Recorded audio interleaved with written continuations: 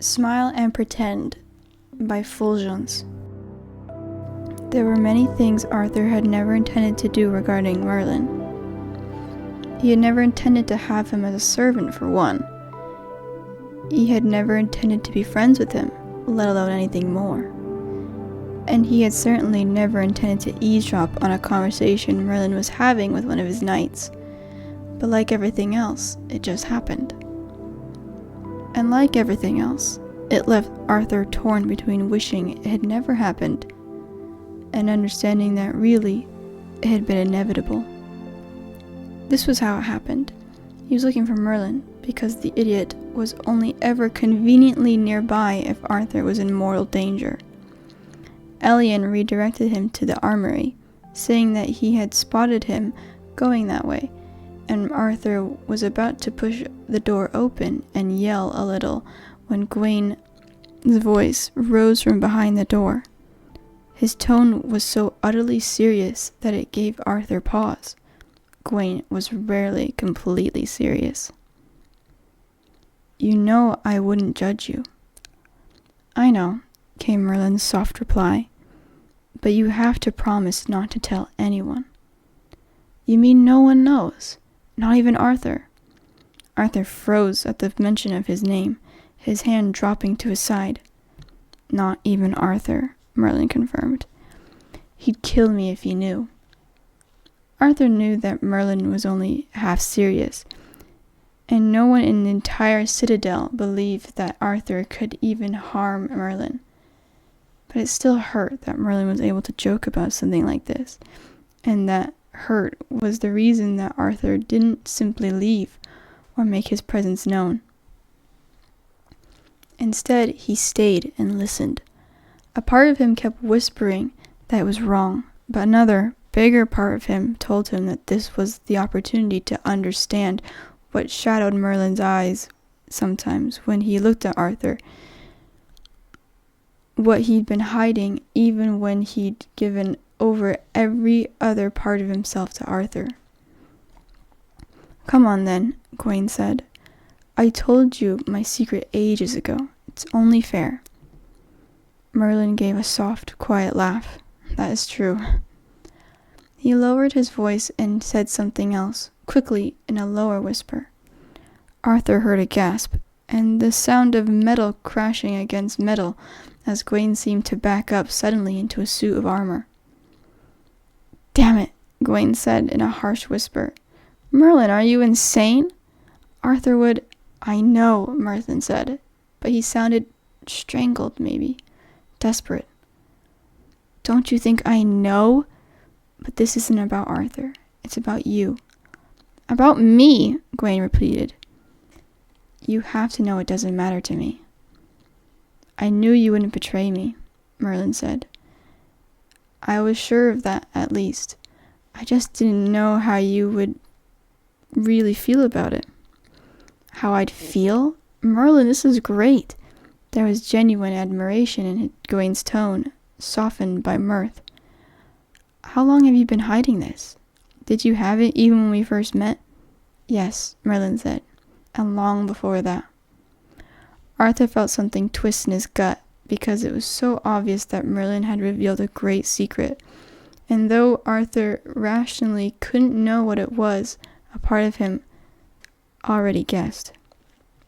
He felt sick and slightly dizzy, and he told himself that it was the betrayal that did it, the fact that Merlin had entrusted this to Gawain and not to the man he slept with at night. "This is amazing," Gawain said. "What else can you do with it?"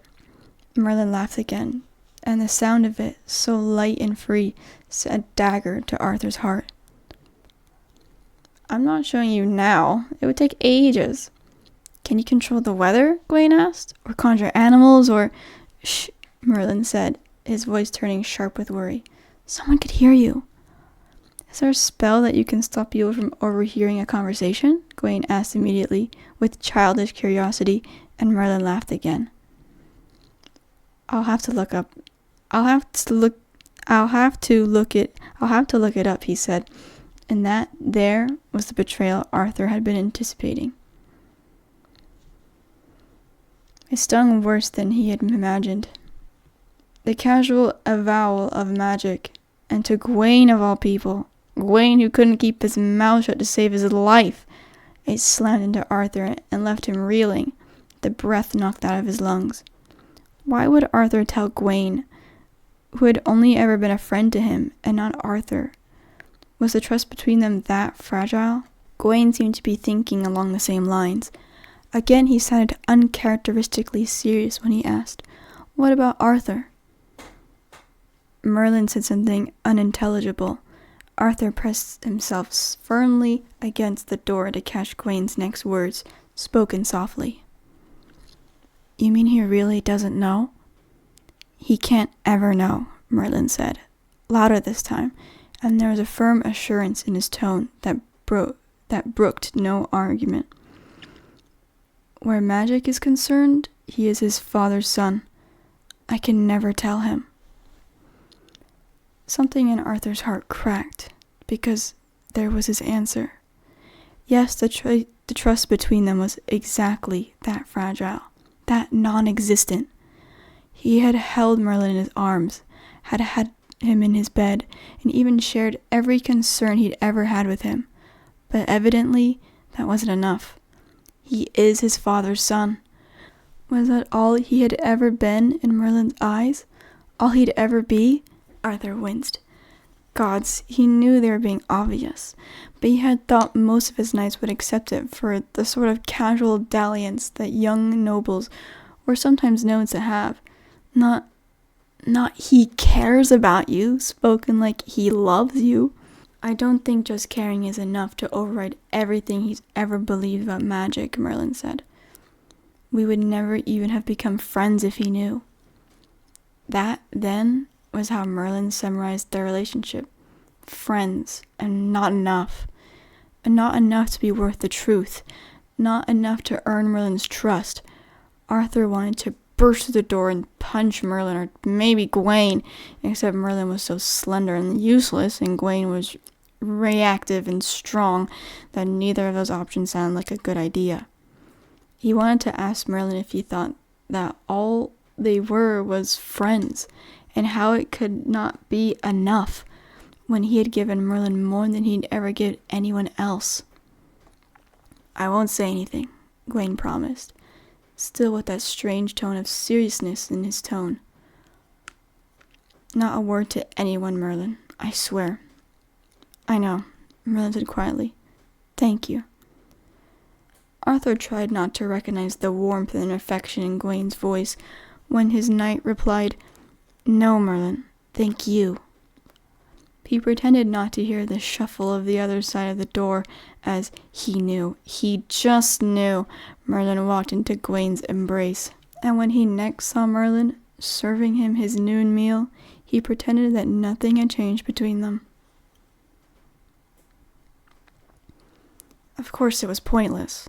A lot had changed, so suddenly and completely that Arthur couldn't completely conceal it. He was able to pick out the change in Merlin as well, that it was a different kind of change. His step was lighter, his smile was easier. There was something freed in his expression, a new sort of fondness when he looked at Gawain that Arthur was so intensely jealous of. His knight and his manservant could often be found staying behind after training, exchanging a few quiet words and laughing. They were closer now, their bond strengthened by the sharing of secrets. Arthur tried not to resent Gawain for it, but he couldn't help but resent Merlin, who thought he could have this bond with his friend, but not with his king, not with his lover. We would never even have become friends if he knew. Merlin had sounded painfully honest, and Arthur knew he truly believed what he had said was true. What made it 10 times worse was that he wasn't wrong.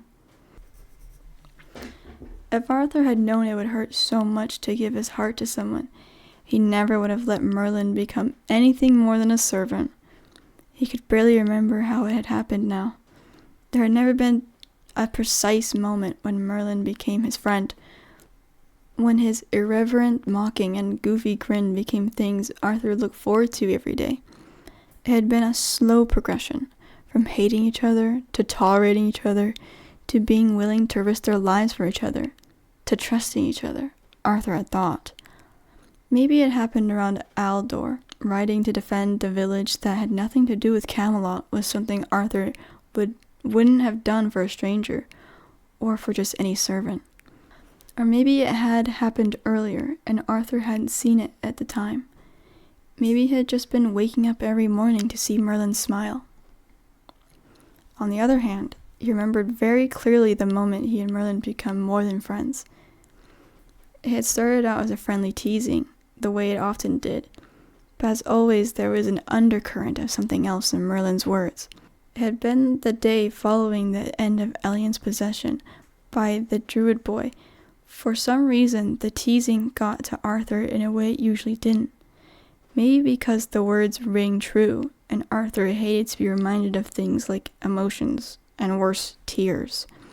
Somehow, it had ended with Merlin provocatively suggesting a hug, and Arthur had tackled him to the ground and held him there, pinning him to the floor with his body weight. Merlin had laughed, all the mocking gone out of his expression, and wriggling helplessly beneath him. This wasn't quite what I had in mind, Merlin had managed to say, and Arthur had laughed delightedly and pressed him further into the ground.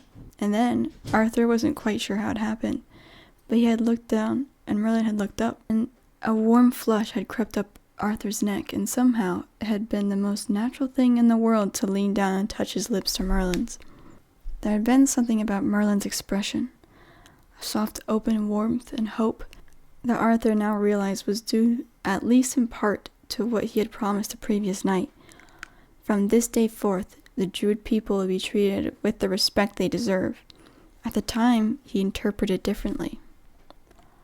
That night, Merlin had been soft and pliant underneath him, yielding all the right ways, but still putting up enough of a good-natured fight that Arthur knew it couldn't be like this with anyone but Merlin.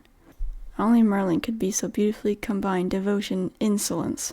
The relationship was understated, made up of looks and glances that spoke volumes, full of touches that lingered just for a second too long, and concealed by gentle insults and teasing. Still, Arthur knew that he had never expected anything stronger or truer in his life, and it was a reflection of how much he cared that since that eavesdropping incident, it never had once crossed his mind to fear Merlin, or to have him arrested. The betrayal was worse than treason, and ran deeper than simply the law. It was a betrayal of trust, of love that seared painfully through Arthur. Just because he had never spoken the words aloud didn't make his feelings any less true, and apparently Gawain knew that, even if Merlin didn't. He wanted Merlin to tell him. He wasn't sure when he realized it, but he found himself continuously baiting Merlin, drawing him into the sort of conversation that lent itself to sharing secrets. He didn't know whether he was trying to guilt Merlin to telling the truth, or just prove himself that Merlin did trust him. But either way, over the next few days, he provided 6 golden occasions for Merlin to just say it. "I trust you more than I have ever trusted anyone," he said one lazy morning in bed, running his fingers through Merlin's hair. It was easy to say the words, because they were true. He had never been one to be open about his feelings, but with Merlin, things were never complicated. The words fell from his lips naturally, and Arthur watched Merlin, waiting. "I know," Merlin said, each word like a twist of the knife. "I trust you too." After that, it became even more difficult. Whenever Arthur looked at Merlin, he just saw the lies. He began to question every smile, every laugh, and wondered, was Merlin as good at faking his emotions as he was at lying? Doubt was born in his heart and began to spread. He ran every sentence Merlin said twice in his head, turning it around to uncover the potential lie there. It was hardest to keep up the charade when they were alone together, Merlin pretending that he wasn't hiding anything, and Arthur pretending that he believed it. Everything about their conversations felt fake and forced and fragile. So they rarely talked and shared increased touches instead, kisses and caresses that allowed Arthur to forget, just for a few moments, that anything had changed. Because this was true. This was honest. This was maybe the only real thing between them. Merlin gave Arthur everything, surrendering every part of himself.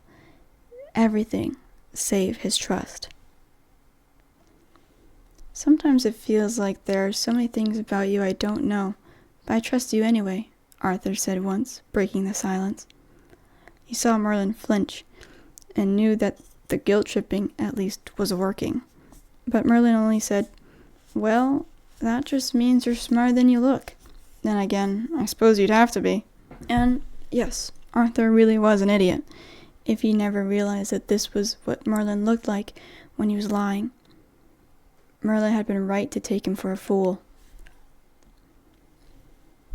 Sometimes Arthur wanted to scream that he knew, damn it. He knew that Merlin was a liar, that he had lied to him for years, and would probably have gone for so much longer if Arthur hadn't found out. But he never did, even though something inside him broke just a little more each time Merlin lied. He listened to Merlin's lies and wondered how he had never seen it before. The way Merlin shifted his gaze to the side and smiled ruefully whenever he lied. The way the words seemed to spring easily to his lips after years of practice. The way threats seemed to disappear by themselves, and Merlin was always conveniently nowhere to be seen, and when Arthur later asked him where he'd been, he always came up with some half-arsed excuse. Before, Arthur never would have bothered to think about it in depth.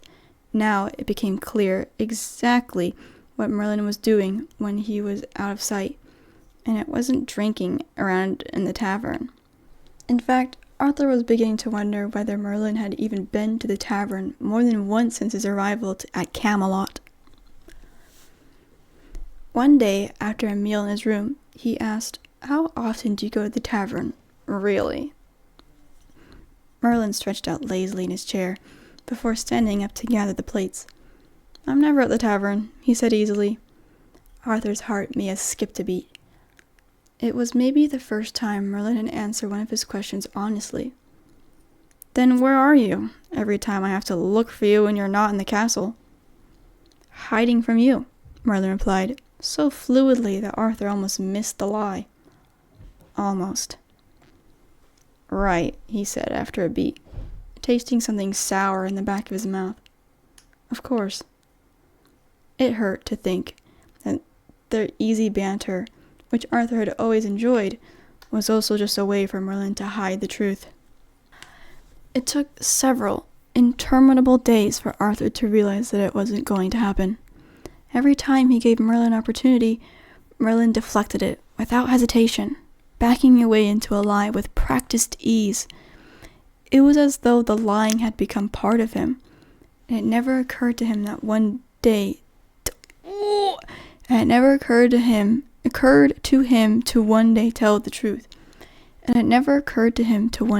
tell the truth.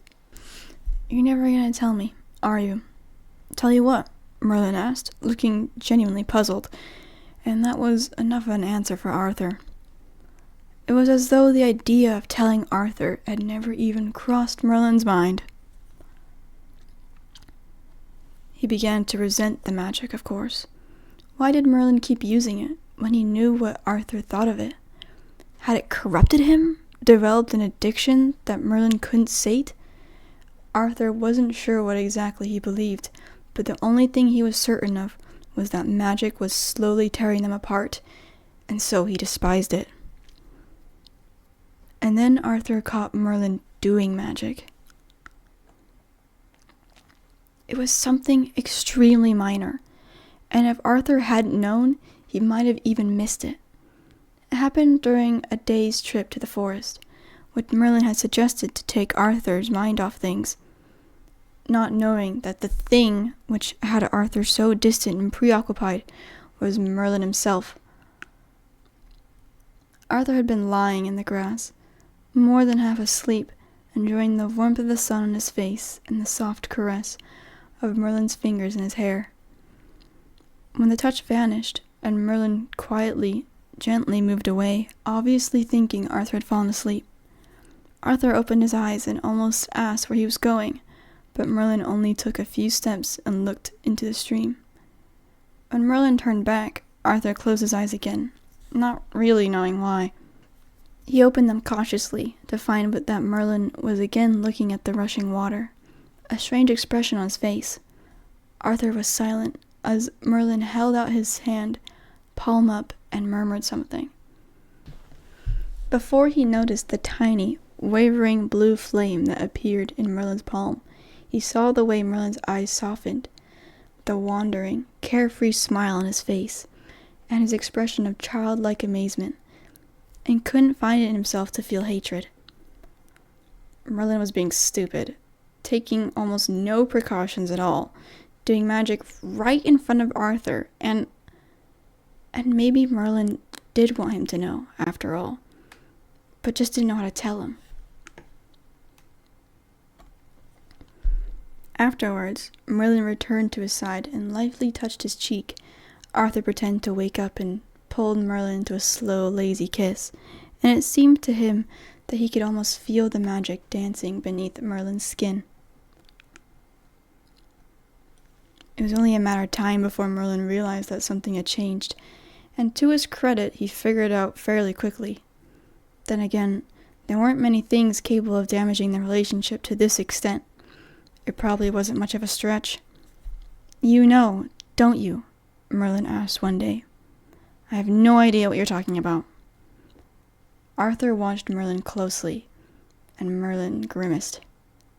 "About the... He looked at Arthur helplessly, as though expecting him to finish the sentence, but Arthur just stood there, expectantly. "You do know," Merlin insisted. "I can tell." "If you mean that I know that you've been having one of the stable boys groom my horse instead of doing it yourself, then yes, I know," Arthur said. "He told me the very first time, and you didn't really think you could keep something like that from the King of Camelot, did you?" It was petty, vindictive even, but Arthur felt satisfied at the flash of disappointment across Merlin's expression, even if the satisfaction only lasted a moment. There, you see, that's what it feels like to be lied to by the one you love. Arthur wasn't sure whether Merlin believed him when he said he didn't know. It took several days for Merlin to bring the subject up again, and he was considerably more nervous this time around. "Arthur," he said, standing with his back to the door and with a strange expression on his face, like a scared animal. "We need to talk." Arthur laughed. It came out brittle and harsh. "You do know we're not married, Merlin, don't you?" "Thank the gods for that," Merlin replied swiftly. "Are you going to listen?" "It depends. What are you going to say?" Merlin was silent for a moment.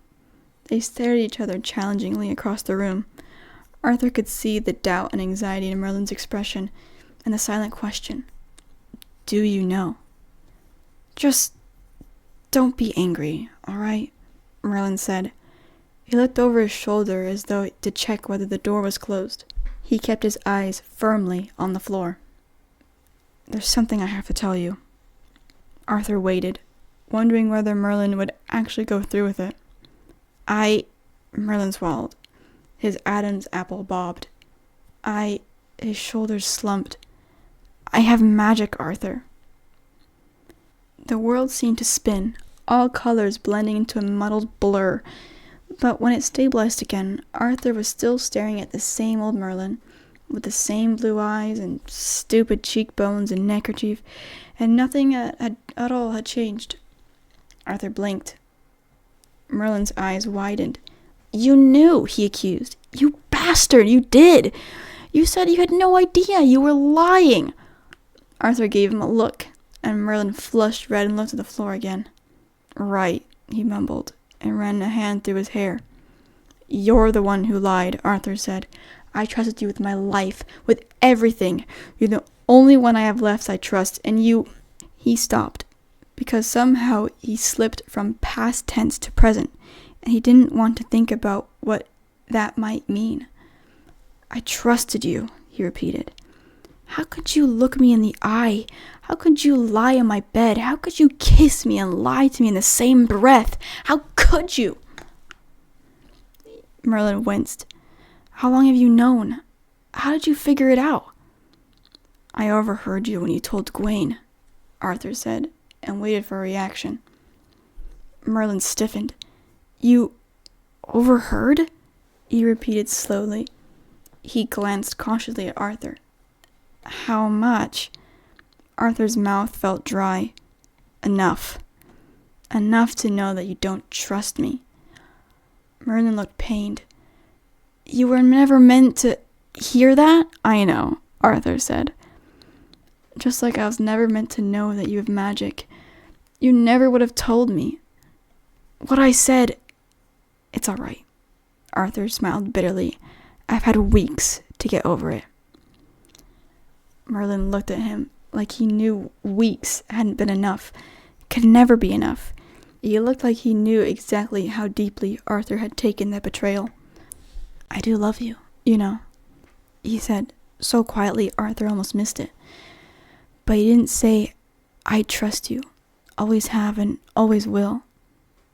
I know, Arthur replied. Even though Merlin had never said it in so many words, he did know. He saw. The weight of Merlin's devotion, the intensity of it, sometimes scared him. He wasn't always sure he deserved it, but he knew. He had always known that it was there, strong, unfailing, and unconditional. Unlike his trust. What did you show Gwaine? Arthur asked, because it was the second thought that had been haunting him for the past weeks. That shocked him so much that he backed into a suit of armor. Oh, Merlin said, a small smile curving his lips at the memory. Oh, it was nothing. He was just surprised at the magic in general, I think. I only made a... Show me, Arthur cut in. Don't tell me. Show me. Merlin hesitated, and Arthur tried not to take it personally. Then he held out his hand and said something, his voice strangely harsh and guttural, and not at all the whisper, the way it had been when he had revealed it to Gwaine.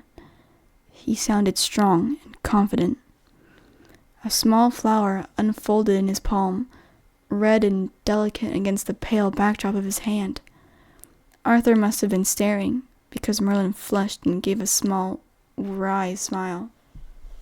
I didn't want to do anything that might have been construed as aggressive, he explained. This was the most harmless thing I could think of. I don't know, Arthur said, still staring down the flower, thinking that if Merlin had conjured a fire-breathing dragon instead of a flower... I don't know, Arthur said, still staring at the flower and thinking that if Merlin had conjured a fire-breathing dragon instead of a flower, he still couldn't have had him arrested. Roses have thorns, you know. Not this one, Merlin said. He closed his fingers around the flower and it disappeared. Arthur looked up. Did you really think I would have had you executed? He asked softly. What you told Gwaine? No, Merlin said quickly. No, that was... I didn't really mean it. I always wanted to tell you. It hurt so much not being able to, that sometimes I allowed myself to think you would. But I never really believed it. I wish you had, Arthur said. Told me, I mean. I'd have protected you. Merlin laughed at that. You've got it the wrong way around. What do you mean? Arthur asked, something in his chest going cold at the words. I'm the one who's been protecting you, you idiot, Merlin said fondly. Why did you think that the magic was only good for tricks like this one I just showed you? How do you think you've survived this long? Arthur said nothing, trying to get his mind around the idea that Merlin not only had magic, but had used it right under his nose for years, and he'd never seen it. Had used it to save his life, even. Arthur? Merlin said, doubt creeping into his tone. The name was a question all on its own, but Arthur didn't have an answer. That first time with the witch impersonating Lady Helen, Valiant, Alador, and how many other times? Arthur felt like the world's biggest fool, and he was supposed to be a king. I'm going to get a new manservant, you know, Arthur said after the silence had gone on for far too long. Merlin went completely still. One who won't complain about his job, and who will actually be honored to serve his king. Merlin started to protest. I'll serve you until my dying breath, but Arthur cut him off with a look. Someone who won't call me anything but my lord or sire, whose serving skills will be infinitely more admirable than yours, and someone who doesn't have magic.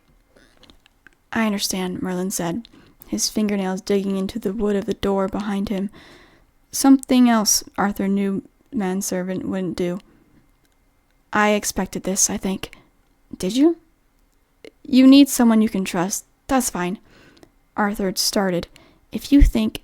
I said it's fine, Arthur, Merlin said, and he sounded like he meant it.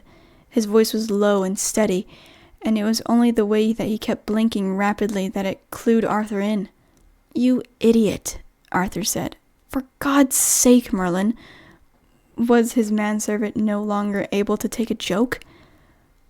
I'm trying to give you a promotion here. Merlin's head snapped up. Arthur pretended that he didn't see the light sheen that glistened over his eyes. You what?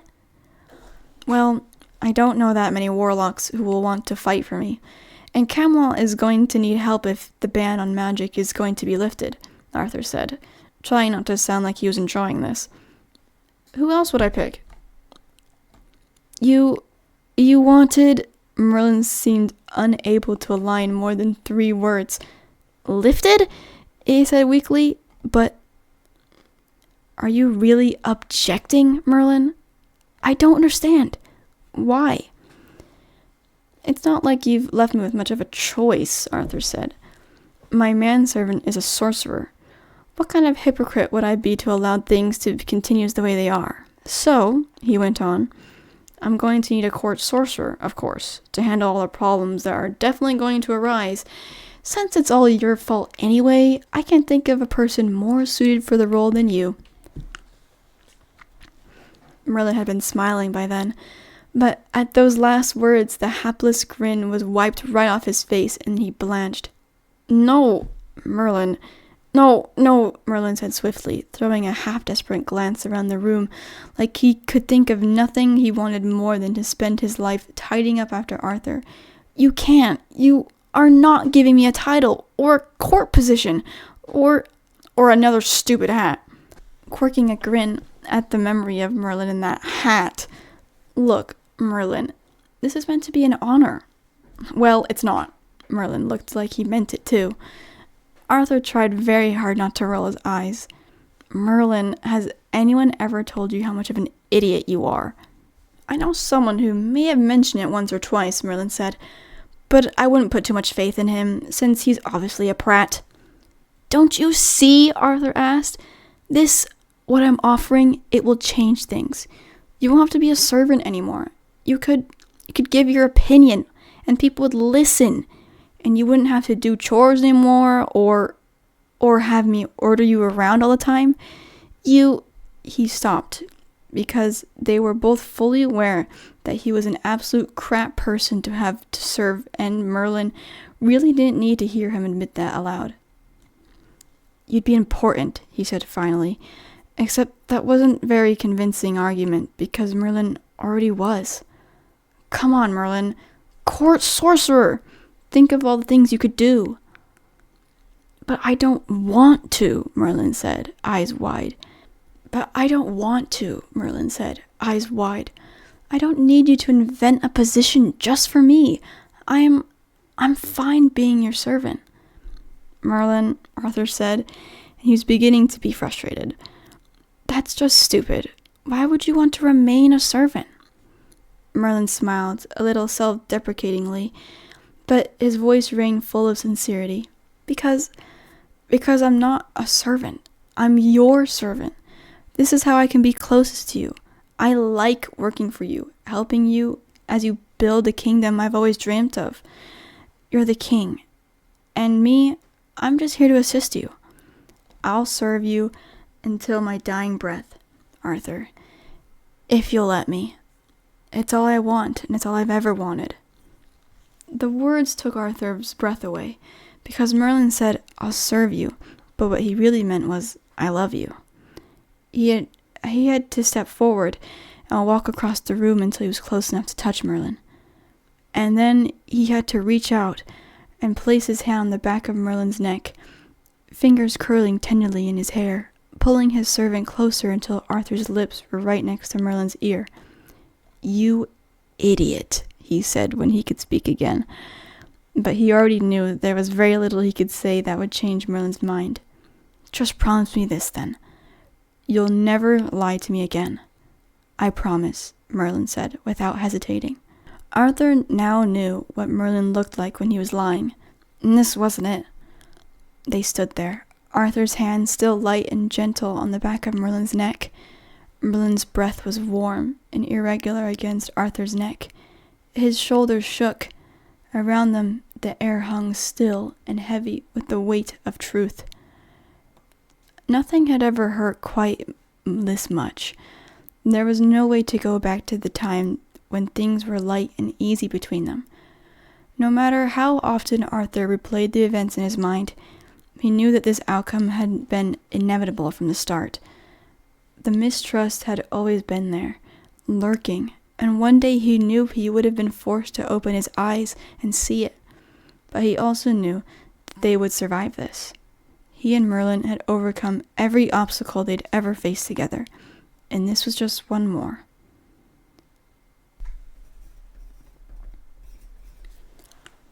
Merlin's breath against his skin, the warmth of his body pressed against Arthur's. "This is how I can be closest to you. In spite of everything, the lies, the bitterness, the betrayal, nothing had ever felt this right."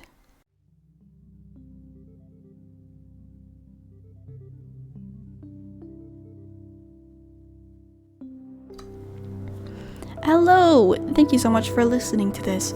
I hope you enjoyed this. This was my first ever PODFIC. I hope I did alright. Hopefully I'll have some more uploaded in the future, so you can go check out those, and also of course go check out the original work, link in the description.